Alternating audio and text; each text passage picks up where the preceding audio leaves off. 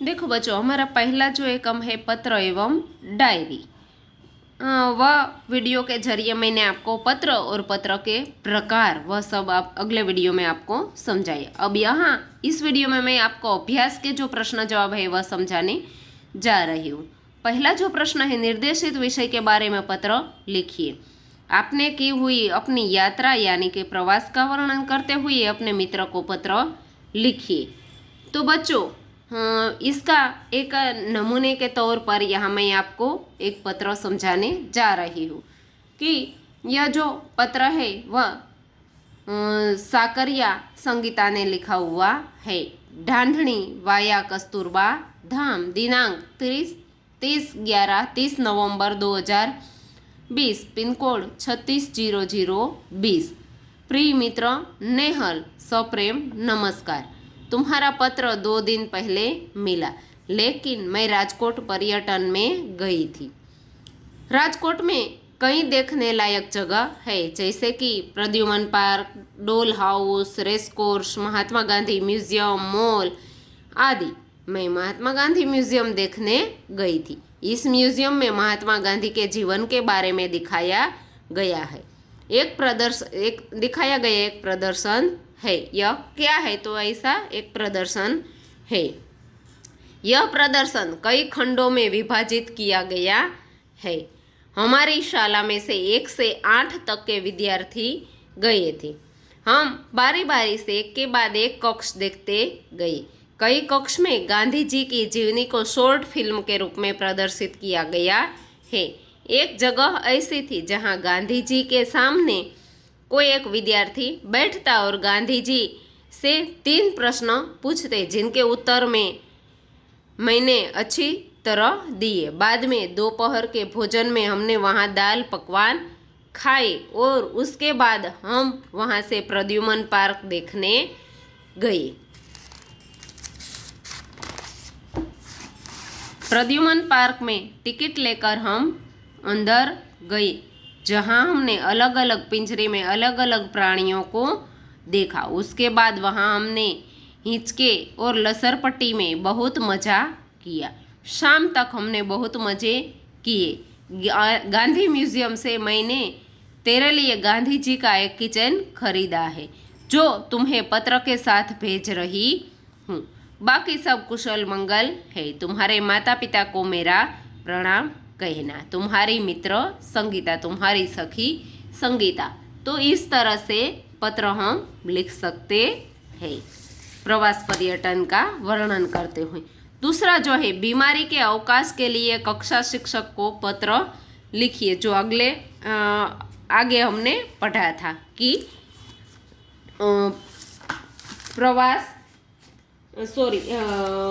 प्रार्थना पत्र जिसे हम कहते हैं। बीमारी के अवकाश के लिए कक्षा शिक्षक को पत्र लिखिए। तो इस तरह से हम लिख सकते हैं, ढांढणी वाया कस्तूरबा धाम, दिनांक 2 दिसंबर 2020, पिन कोड नंबर 360020। तो इस तरह से हम लिखते हैं। आदरणीय गुरुजी का नाम लिखा है मनीषा बहन, कक्षा 8। कल शाम को स्कूल से घर जाने के बाद मुझे थोड़ी ठंड के साथ बुखार आ गया। रात भर बुखार रहा, इसलिए सुबह मैं डॉक्टर को दिखाने गई। डॉक्टर ने मुझे कुछ प्रश्न किए और 2 दिन के बाद मुझे बुखार न उतरे तो मेडिकल रिपोर्ट कराने को कहा है और शायद डेंगू बुखार है ऐसा कहा है। रिपोर्ट आने के बाद पक्का पता चलेगा, इसलिए कुछ दिन तक उपचार के साथ साथ आराम करने को भी डॉक्टर ने कहा है। डॉक्टर ने मुझे कम से कम 1 सप्ताह तक आराम के साथ उपचार करने को कहा है, इसलिए मेरी आपसे प्रार्थना है कि मुझे 1 सप्ताह तक छुट्टी का अवकाश प्रदान करें। इस बीच मेरी पढ़ाई में जो भी अभ्यासक्रम आगे चलेगा, स्वस्थ होते ही वह सब मैं कर लूँगी और छुट्टी के लिए मैं आपकी कृतज्ञ यानी कि आपकी आभारी रहूँगी। आपकी आज्ञाकारी शिष्या संगीता, कक्षा 8, रोल नंबर 35। तो इस तरह से बच्चों हम प्रार्थना पत्र यानी कि विनंती पत्र लिख सकते हैं। तीसरा जो पत्र है, अपने स्कूल की किसी समस्या के बारे में प्रधानाचार्य को पत्र लिखिए। तो आपकी स्कूल में कोई भी समस्या है तो उस समस्या का निवारण करते हुए आप प्रधानाचार्य को पत्र लिख सकते हैं। दूसरा जो प्रश्न है, सोचिए और लिखिए। तो बच्चों आपको कुछ सोचना है और फिर उसके बारे में आगे आपको लिखना है। अगर तुम्हें मोबाइल फोन पर अपने मित्र को एसएमएस द्वारा बधाई संदेश भेजना है तो क्या लिखोगे?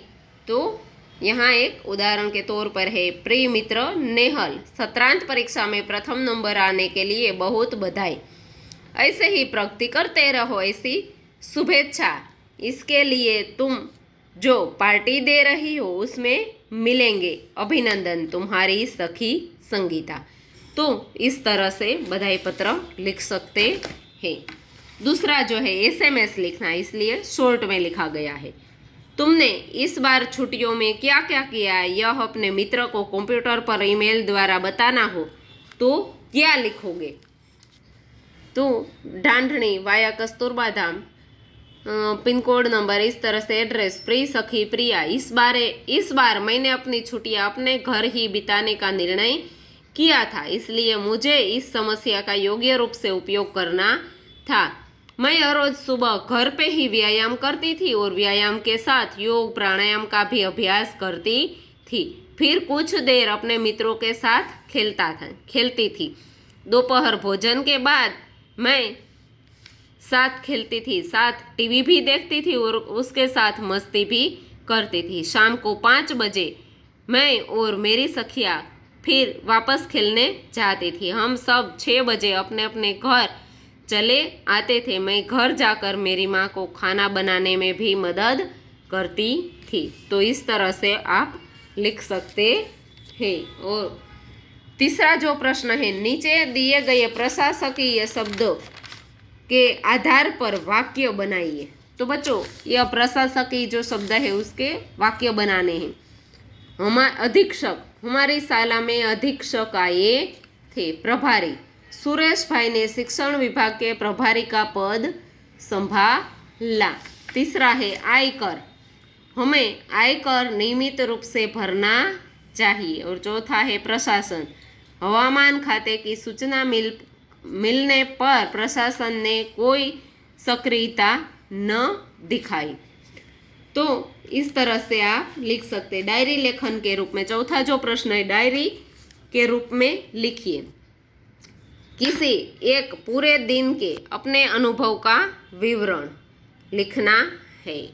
तो बच्चों कोई भी दिन के बारे में 26 जनवरी के एक दिन पूर्व के अनुभव का विवरण, यहाँ मैंने 2019 का विवरण लिया है क्योंकि अगले साल हमने जो प्रजासत्ताक दिन मनाया था, कल 26 जनवरी है, ऐसा सोचकर मुझे नींद ही नहीं आ रही थी क्योंकि कल 26 जनवरी है तो कल कैसे कैसे कार्यक्रम होंगे, ऐसे ही मन में उत्साह था और विचार आ रहे थे। कल पाठशाला में कार्यक्रम में हिस्सा लेने वाले विद्यार्थियों ने अपना श्रृंगार किया होगा, कैसे दिख रहे होंगे, बुजुर्ग और सभी लोग हमारी पाठशाला में आएंगे। ये सब सोचते सोचते कब नींद आ गई पता ही न चला और सपने में मुझे अपना भारत आज़ाद हो गया और पूरे देश में कल सब लोग 26 जनवरी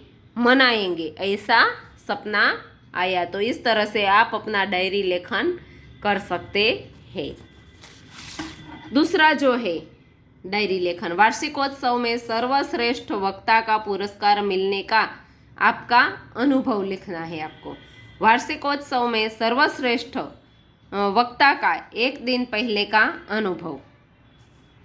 वार्षिकोत्सव के अगले दिन रात को मैं सोने की तैयारी कर रही थी, तब मुझे विचार आया कि कल वार्षिकोत्सव है। मैंने वक्तृत्व अच्छे से पढ़ लिया। मुझे कल के वार्षिकोत्सव के कार्यक्रम के बारे में कई सारे विचार आए। विचार करते करते मुझे कब नींद आ गई पता ही नहीं चला। मुझे सपना आया, सपने में मुझे सब वक्ता अपना वक्तृत्व बोल रहे थे, अपने अच्छे से वक्तृत्व को पूर्ण किया और बाद में अच्छे वक्ता का पुरस्कार मिलने वाला था।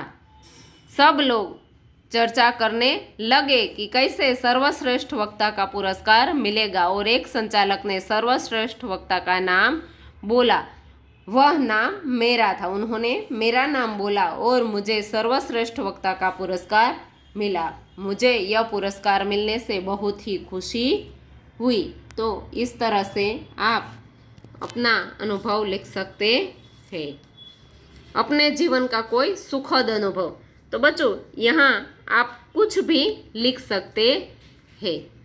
ये बच्चे ने लिखा है कि एक दिन हम सब अपनी वाड़ी पर गए थे, खेत पर गए थे। तब हमारे खेत में से मूंगफली निकाल रहे थे। तब हम सब ने दोपहर तक मूंगफली निकाली और बाद में खाना खाने के लिए चले गए।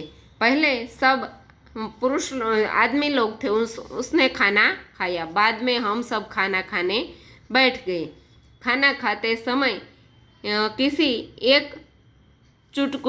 ने चुटकुला बोल दिया तो हम सब हंसने लगे। हंसते समय मुझे खांसी आ गई तो मेरी दादी ने मुझे जल्दी जल्दी पानी दिया और मेरी पीठ थपथपाने लगे। तो इस तरह से मेरी मूंगफली जो अटक गई थी वह निकल गई। तो इस तरह से कोई अपना सुखद अनुभव लिख सकते हैं। अब अगले वीडियो में मैं आपको स्वाध्याय के जो प्रश्न जवाब है वह समझाऊंगी। तो यहाँ जो प्रश्न समझाए गए अब आप अपनी बुक में लिखिएगा।